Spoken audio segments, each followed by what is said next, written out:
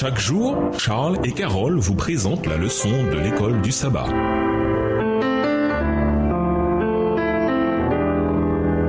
Bienvenue à notre émission. Dieu nous parle. Nous voilà à la leçon de jeudi. Mission auprès des puissants. Jésus savait comment se lier d'amitié avec les puissants. Il était admiré et respecté par beaucoup d'entre eux, mais en même temps, il était également méprisé par beaucoup. Les puissants de la Bible qui vinrent demander de l'aide à Jésus sentirent à coup sûr qu'il se souciait d'eux. Par ailleurs, beaucoup des riches et des puissants ne venaient pas voir Jésus tout de suite. Ils attendaient d'être sûrs que Jésus était bien le Fils de Dieu. Ce fut le cas de Nicodème et de Joseph d'Arimathée. Lisons Matthieu 27, les versets 57 à 60. Également, Marc 15, les versets 43 à 47, Luc 23, les versets 50 à 53 et Jean 19, les versets 38 à 42. Que nous indique ce récit sur la manière dont le Seigneur s'est servi d'un homme riche sur lequel Jésus avait visiblement fait forte impression. Matthieu 27, les versets 57 à 60. Le soir étant venu, arriva un homme riche d'Arimathée nommé Joseph, lequel était aussi disciple de Jésus. Il se rendit vers Pilate et demanda le corps de Jésus. Et Pilate ordonna de le remettre. Joseph prit le corps, l'enveloppa de linceul blanc et le déposa dans un sépulcre neuf qu'il s'était fait tailler dans le roc. Puis il roula une grande pierre à l'entrée du sépulcre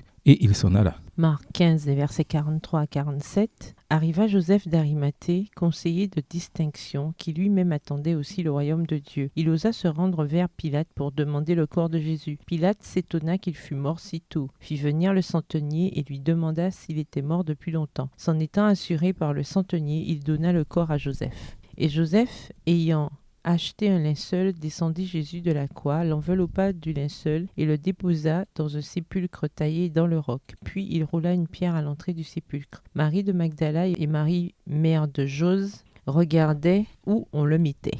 Luc 23, les versets 50 à 53. Il y avait un conseiller nommé Joseph, homme bon et juste, qui n'avait point participé à la décision et aux actes des autres. Il était d'Arimathée, ville des Juifs, et il attendait le royaume de Dieu. Cet homme se rendit vers Pilate et demanda le corps de Jésus. Il le descendit de la croix, l'enveloppa de linceul et le déposa dans un sépulcre taillé dans le roc où personne n'avait encore été mis. Jean 19, les versets 38 à 42. Après cela, Joseph d'Arimathée, qui était disciple de Jésus, mais en secret par crainte des Juifs, demanda à Pilate la permission de prendre le corps de Jésus. Et Pilate le permit. Il vint donc et prit le corps de Jésus. Nicodème, qui auparavant était allé de nuit vers Jésus, vint aussi apportant un mélange d'environ 100 livres de myrrhe et d'aloès. Ils prirent donc le corps de Jésus et l'enveloppèrent de bandes avec les aromates, comme c'est la coutume d'ensevelir chez les Juifs. Or, il y avait un jardin dans le lieu où Jésus avait été crucifié,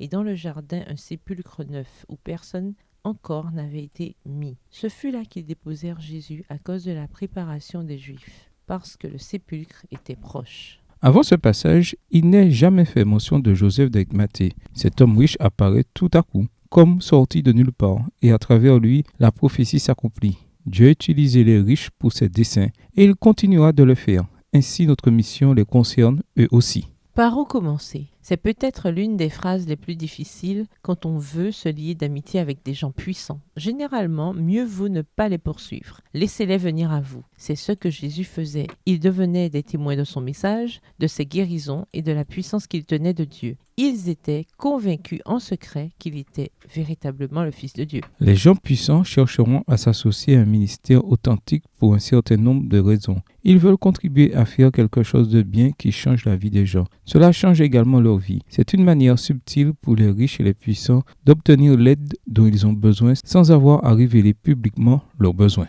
La deuxième phase est de démarrer un ministère authentique comme une possibilité pour que les riches et les puissants fassent partie du ministère de Dieu. Prenez le temps d'investir dans la vie des riches et des puissants qui vous entourent. Défi. Ajoutez à votre liste de prières une personne en position de pouvoir qui n'est pas croyante et avec laquelle vous pourriez entrer en contact de temps en temps. Défi plus, adressez une lettre ou un courriel à une personne en position de pouvoir, même s'il s'agit de quelqu'un que vous ne rencontrerez jamais, et dites à cette personne que vous priez pour elle. Au revoir. Et à demain si Dieu veut. Dieu nous parle.